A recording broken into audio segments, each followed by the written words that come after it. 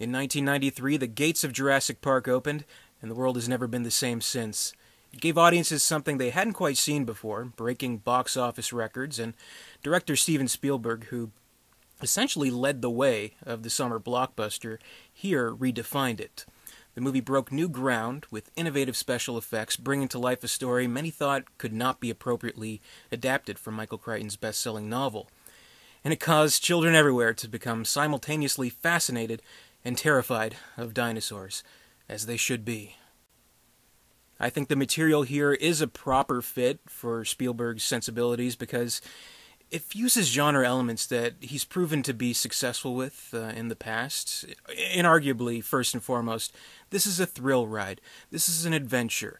The film is occupied by many pulse-pounding, thrilling action scenes, and while maybe they aren't quite as elaborate as the things that we've seen in, say, the Indiana Jones films, save for the fact that there's fucking dinosaurs on the screen, the scenes are intricately and expertly choreographed.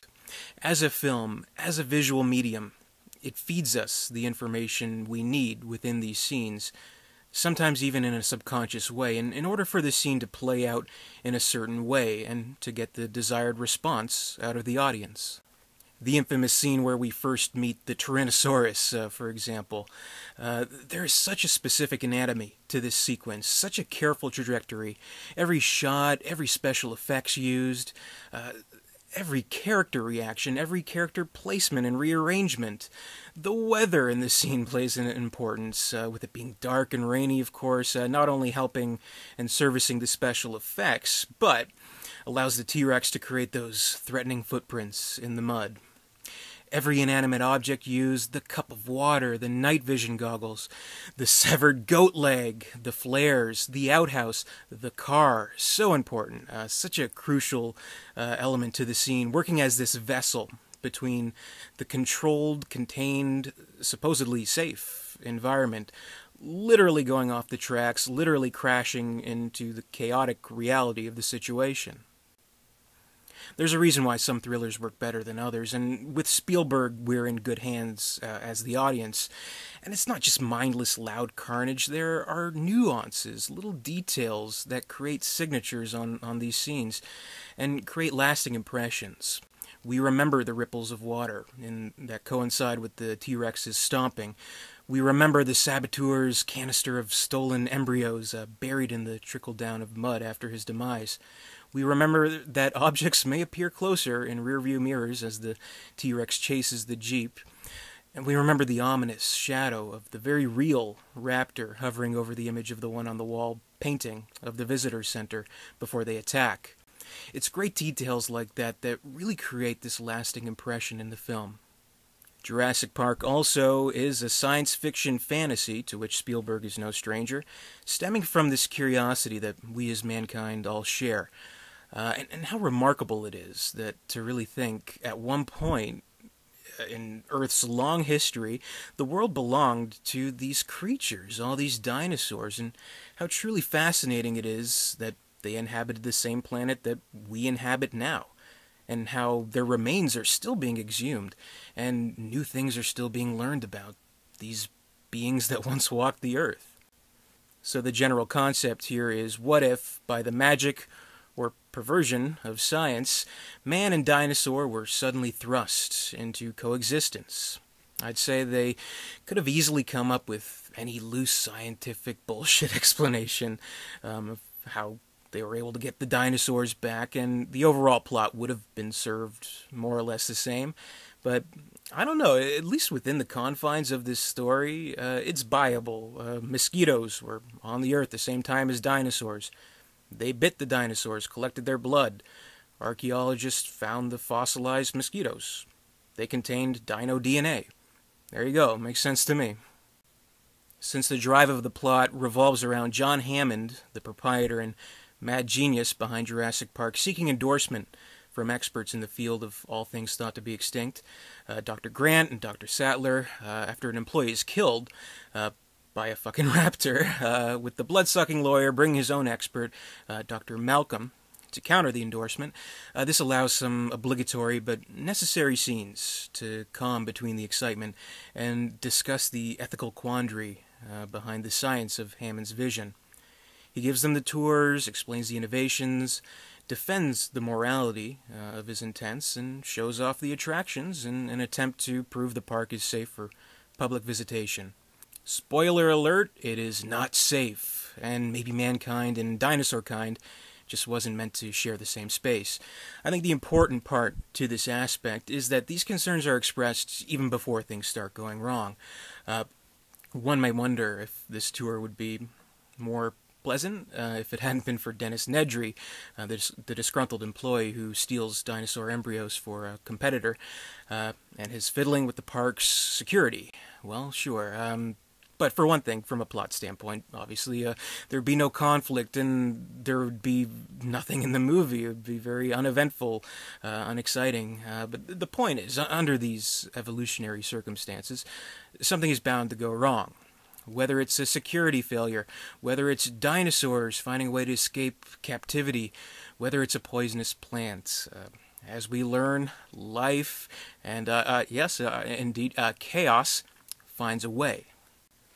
Seeing these dinosaurs on screen and their interactions with the human characters is ultimately what sells the movie. That's the key.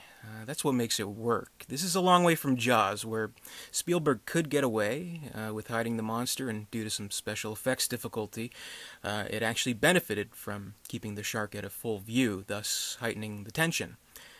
That couldn't possibly fly here, though. We need to see the dinosaurs. We need to see them fully. And we need to be convinced by the illusion of the visual effects here. Otherwise, everything fails, and to put it bluntly, Jurassic Park features some of the best movie magic ever committed to film. With state-of-the-art puppetry and animatronics from Stan Winston Studios, and then unheard of computer-generated imagery from Industrial Light and Magic, the dinosaurs portrayed on screen are absolutely believable, and still to this day, the effects are simply awe-inspiring. I really got to give the whole team behind the visual effects of Jurassic Park a lot of credit, because although today CGI, it's everywhere, it's common. A computer whiz can create a monster out of thin air, and we'll fix that in post seems to be the mantra of a great many directors. Back in '93, this was a risky, brave new world in which to trek.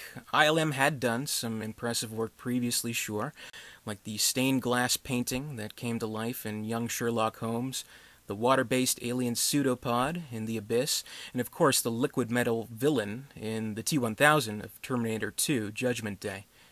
But none of these were physical beings that really needed to follow the rules of gravity. When we saw those on screen, we knew we were viewing special effects. With Jurassic Park, we needed to believe we are actually seeing real, honest-to-goodness fucking dinosaurs right there. So you can imagine them filming a scene such as when Dr. Grant and Hammond's grandkids are avoiding the stampeding herd of the Gallimimus creatures, and literally nothing being there on the screen at the time, and just hoping that they're able to pull it off in post-production. In fact, there was a period where Spielberg was unsure if CGI could be effectively used, and toyed with the idea of using stop-motion animation. You can actually see those tests on just about any DVD or Blu-ray release of the film. And it's interesting to see what possibly could have made it into the movie. Decidedly, the technology was a little too outdated, maybe a little too Lost World, King Kong, Willis O'Brien-like.